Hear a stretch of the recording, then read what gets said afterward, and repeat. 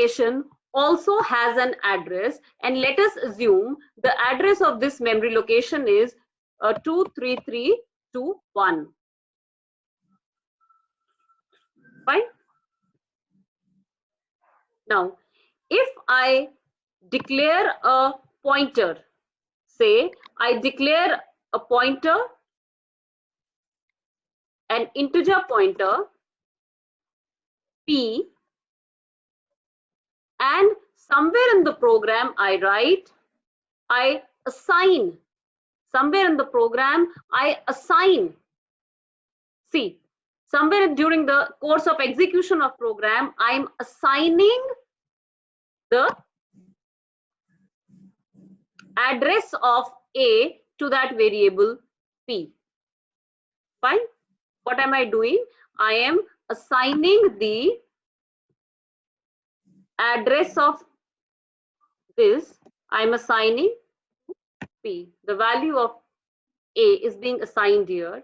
Now, the compiler, how can it make out that whether P is a separate entity or whether it is same as an integer? We need to tell the compiler that no, this P is a integer pointer. So what we have to do is we have to write like this. We have to write like this. Let me do it in a cleaner way. So so this tells the compiler that P is an integer pointer, and what is P pointing to? P is pointing to a memory location. Let us say this is P, this is the pointer P. Again, nothing but a variable. And what is this containing? What is this containing? This is containing the address of A. This is containing the address of A. So P is containing the address of A. Fine. Now, which means what are the contents of P? What are the contents of P? P is storing 23321. So this is a pointer. This is a pointer. Okay. This happens to be a pointer. So this is how. Let us once again try to see that to the program. So what we are doing here is we have declared an integer variable I, assigned a value 3 to it, and declared an integer pointer x. Similarly, we have declared a floating point variable j, assigned a value 1.5 to it, and declared a floating point variable, pointer variable y. And this similarly we have done for a character variable. Now what we are trying to do is we are first of all trying to print the value of I, j, and k. As we all can predict, the value of I is going to be 3, value of j is going to be 1.5, and value of k is going to be 3. So far, so good. Let us now come to this part of the program where we are assigning to the pointers x, y, and z the addresses of I, j, and k. Now here we are assigning the address of I to x, assigning the address of j to y, and assigning the address of k to z. Now let us try to print the address of x, y, and z. Rather, we are not trying to print the address of x, y, and z. We are trying to print the address in x, y, and z, which means we are trying to print what is the address of I, j, and k. It will be clearer if we implement this. Now let's see what happens.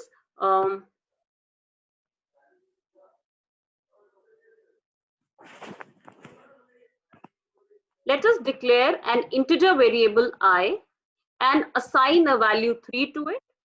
Also, let us declare a pointer to an integer and name it as x. Fine. Let us first of all do it for the integer pointer only. Let us try to print the value of, let us try to print the value of I.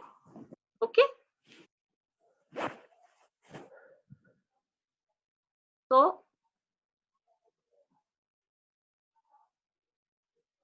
the value of I is 3, as we can see. Now let us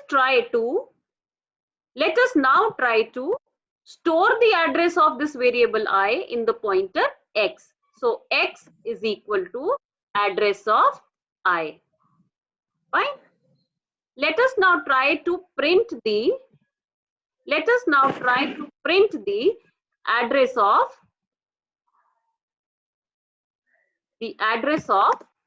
I. The address of I. Let me tell you, I am trying to print the address using %u, which is the format specifier in case we want to print the address of a variable. So I am printing the address of I. Let us now try to see.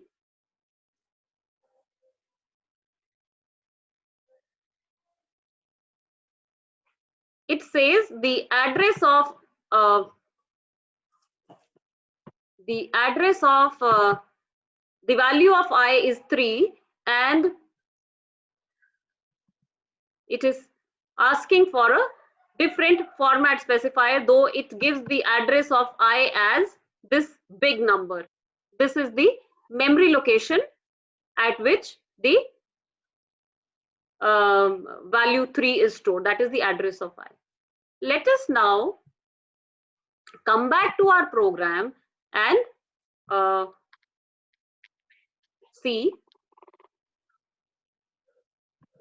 what we were talking about. So we were talking about the original address in X printed as the value of X. So let us now try to see what happens if we try to print the value, as value of X and not the address of this. Fine.